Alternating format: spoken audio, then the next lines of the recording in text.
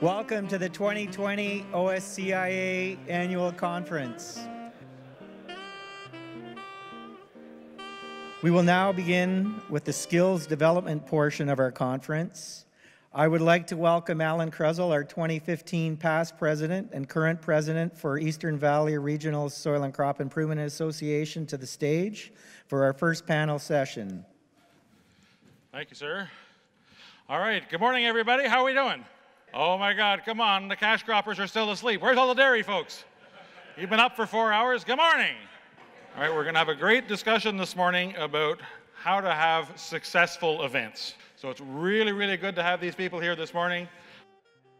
Good morning, everyone. I'm Karla Jackson. I am the Chatham-Kent Soil and Crop Secretary-Treasurer. So I'm going to talk to you today about our bus tour that we had last summer. We tried to have twilight tours off-site, so highlighting some of the innovative techniques that some of our local growers are doing, whether it's cash crops and vegetables, or different strip tilling techniques and equipment. And those meetings tended to have a higher attendance just because it got farmers out to different areas and learning from other local growers as well. And we decided to have 3 stops throughout the county. We rented a bus from Batter Bus, the local charter company, and we had availability for about 50 to 60 people. We originally scheduled it for July 31st, which we planned this back in April before all the rain came. Our plan was to depart at 2 o'clock with a barbecue supplied at Mazek Seeds, and then we'd be back at the brewery for 6:30. We planned to have $15 for members and $25 for non-members, just to help cover some of the costs of the bus rental. With the wet spring, that delayed a lot of the field activities in the wheat, so everything was delayed about 2 to 3 weeks. And with our directors contacting our members, we were having a hard time getting members to commit to attending, and also some of our members had a lot of commitments at work and on the farm as well, so everything just got pushed back. So on July 29th, we decided to cancel the bus, just so we could ensure that we could reschedule or get a refund. And then on July 31st, we contacted some of the people that had committed to reschedule the event. We decided to move it to September 18th, which was just before soybean harvest. September proved to be kind of a tricky month. There's the farm show, there's the plowing match, and there's a lot of other events happening, just trying to get the last few meetings in before harvest. And we again were contacting members directly, phone calls and emails, and we were having a hard time getting some confirmations. So we again canceled the bus on the 16th. No problem there. We were able to get a refund. Batter Bus has been very helpful. And we decided to go ahead with the event anyways. We decided that whoever would attend, we would just do a convoy from site to site because a lot of our locations were close together. So the event came. We had about 13 to 15 members in attendance that day. The tour stops were very educational. The speakers were very helpful and had a lot of information and were great in engaging our members. And a lot of the feedback we got from those that attended that this was probably one of our best tours. The content was great and they just enjoyed seeing something different. So why the low attendance? It was a tough season all around. Maybe the growers were frustrated and just weren't engaged. The topics weren't interesting enough. We advertised too late. The timing obviously was an issue with delayed wheat harvest, and then possibly in the fall. People are just trying to get geared up and ready for harvest, as it was kind of a weird year. Some of the questions, like when is the ideal to have one of these meetings? How do we engage our members a little bit better? Was the locations out of the way in different areas that they weren't really willing to travel, or was the tour too long? Was the thought of being on a bus for 4 or 5 hours a little too much for some to handle? So. Those are just some of the questions that we're just debating and discussing for future events.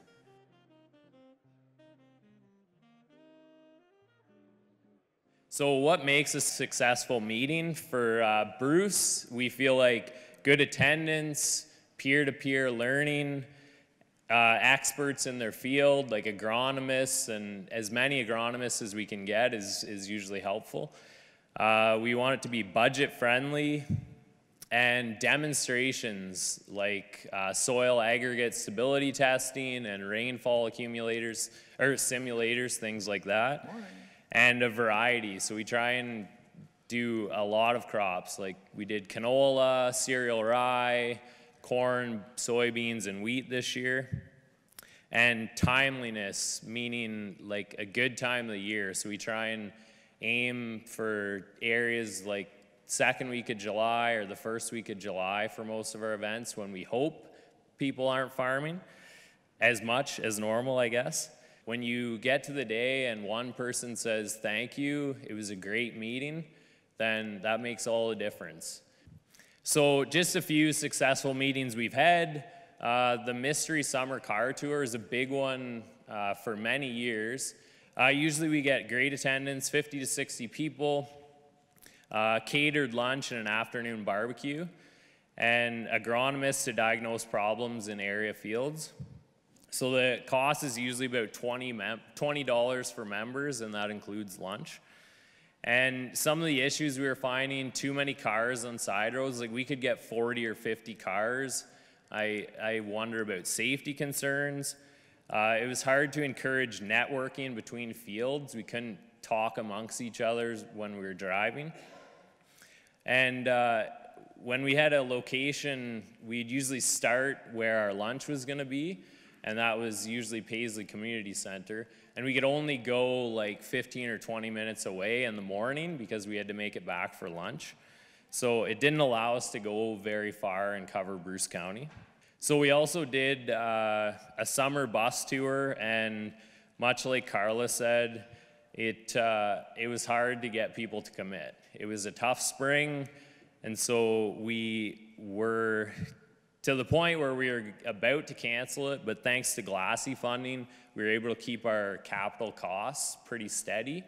So we carried on with, I think, about 26 people. And some of the issues we had, the last day was a ton of driving from Dave Brant's in Ohio. And so we had a mystery stop that we didn't have, like we didn't know where we were going when we, I like the laugh. We like the mystery things in our events. But anyways, so we couldn't pull it together. We just didn't have a spot to go. And so it was like 7 or 8 hours of driving, I think. So that was a pretty tough one. So our annual meetings, we try to focus on relatable things for our area, aim for a variety year to year. Producer panels and panels are extremely beneficial, a lot like this one, I hope. If you can't get anything out of this panel, I assume that you didn't come in until after Karla did hers, but no offense to you guys. But anyways, yeah, it seems there's a lot of value in panels and discussion amongst everyone. And use your directors, because they're a great resource for information and ideas. So this was new for 2019, our summer mystery bus tour, and it was just taking our mystery car tour and getting a bus. So we were able to start and finish in the same location. It was at my place. It encouraged networking between stops. We were able to talk on the bus. And the box lunch allowed us to travel further from our original destination. So we got, I don't know how many kilometers, but we went to quite a few spots further away than we normally would. And we were able to host a workshop during our lunch. And then the afternoon barbecue for socializing is always a nice little touch. Some issues, no AC in the bus. We had to go with the school bus to keep our budget friendly. So we only had room for 48 members. And it was a tough spring to get people encouraged to come. But luckily, we had some people from other counties come, so I'm just glad that we're getting some reach out there. So some hardships, we did a speaker during lunch one time for our car tour, and because everyone was driving, everyone just wanted to catch up at lunch.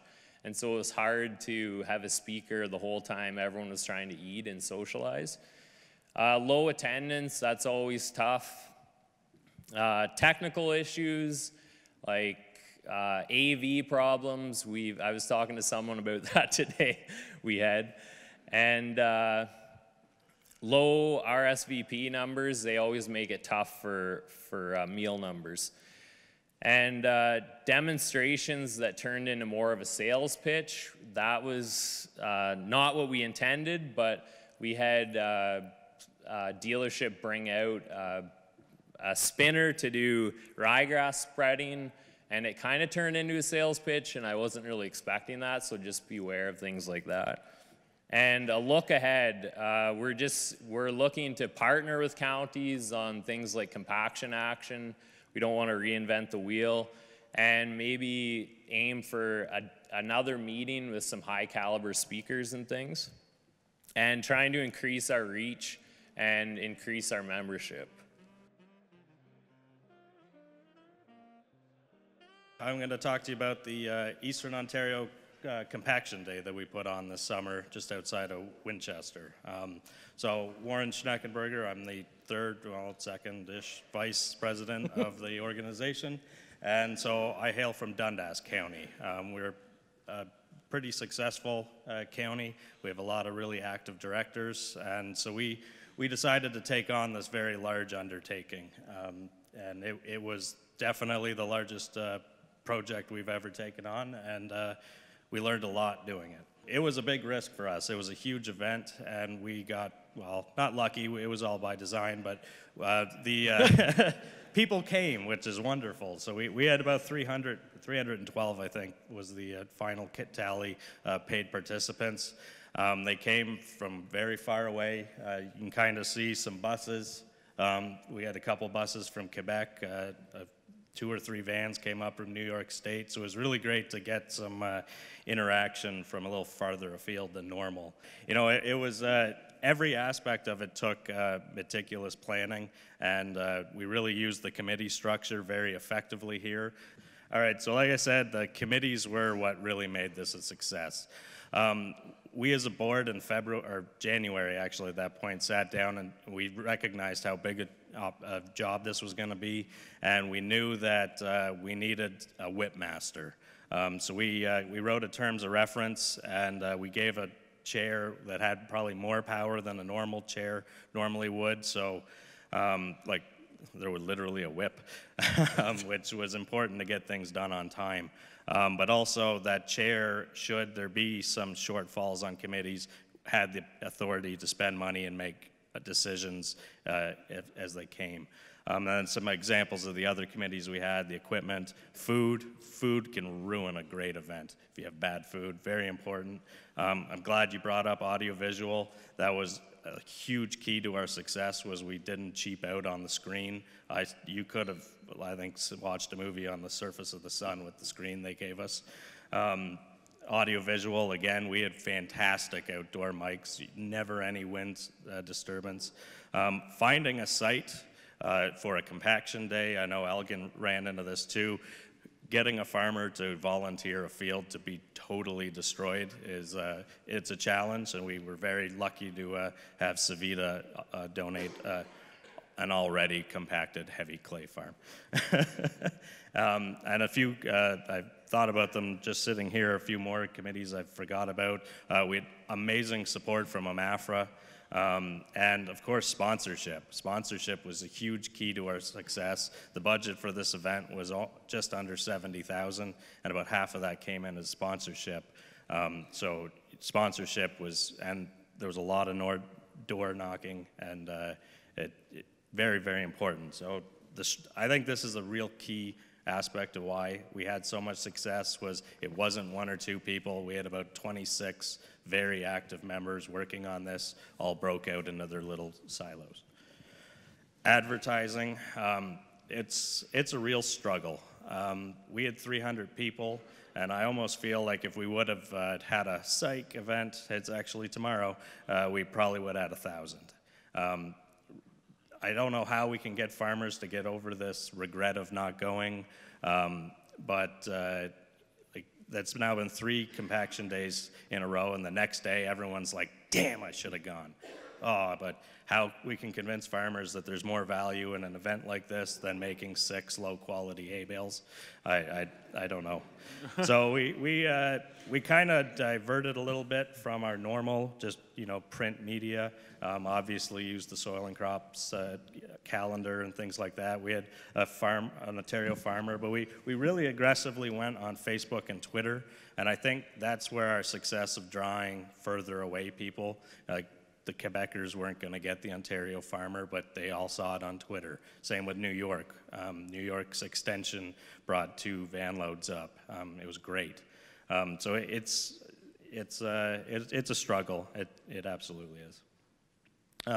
So this was our flyer for the event. We don't have, any of us are very artistic, so we hired this out to a graphic designer, and it was very cheap actually. We thought it was going to be expensive. It was, I don't know how they worked for that little, but it's way better than anything we could have come up with, and it was eye-catching. And getting this done as soon as possible so you can get it out on Twitter and retweet is very, very important.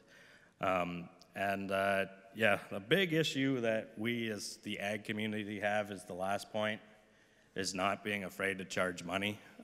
So like I said, this was a huge event. Our break even was probably around 200 participants. So we had to charge enough money to make money, because we didn't want to lose money, because certainly that was a possibility. But not one person complained about the cost, because we put on an event where you learn something, and that's very important. And that's something, a strength that the Soil and Crop has, is the events we put on. Typically, you're going to learn something that's well in excess of what the small entrance fee is. So I have no formal presentation. I'm going to talk about just some of the things I've been involved with on farm events. I've been involved with several organizations over the years. One of the more active ones is the Innovative Farmers of Ontario, and as of right now, the Soil Network. So with Innovative Farmers, we've had several really good events. Similar to Warren's, we started the Soil Compaction Action Day. I'm not going to get any details on that. I wasn't as involved in it as some others on the board.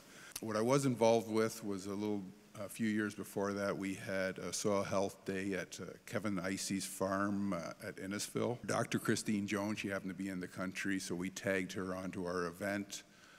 We had OMAFRA staff there as well, and we had a series of stations that the group moved through, and that was a successful event. It was promoted through the Innovative Farmers email, through Country Guide and the Ontario Farmer, I believe.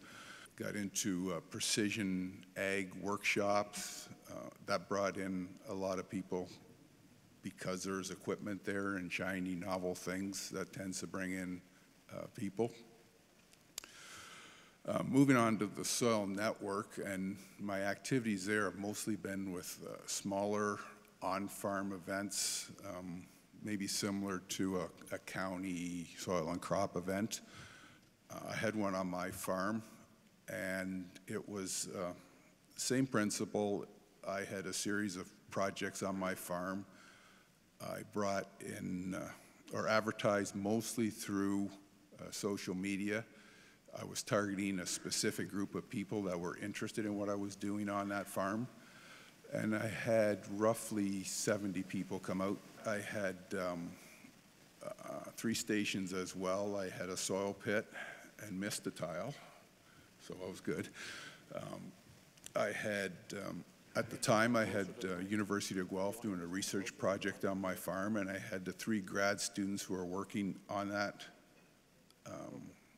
research project come out and give a presentation or a 10-minute talk on what each of their specific projects were in that research. And from there, we went to look at the multi-species cover crop I happen to have planted.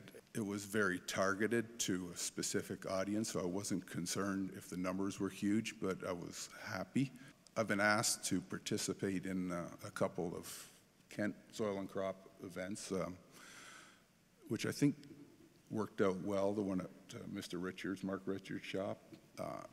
The thing I think that drew people to that was there was 3 big new strip till machines sitting in the field. So I think iron, shiny iron, big rubber tends to draw people out. Things that didn't work as well. And going back to innovative farmers, we had a annual bus trip to the National No-Till Conference in the US, and that had slowly, numbers have slowly dropped to the point where we couldn't justify doing that anymore. And I just hear that a couple of times now that bus trips don't seem to go over like they used to. Another thing that didn't go over well, a tour of a series of farms, no-till farms, innovative farmers in North Dakota. I had almost zero uptake. There was a handful of us that did end up going, but I was hoping for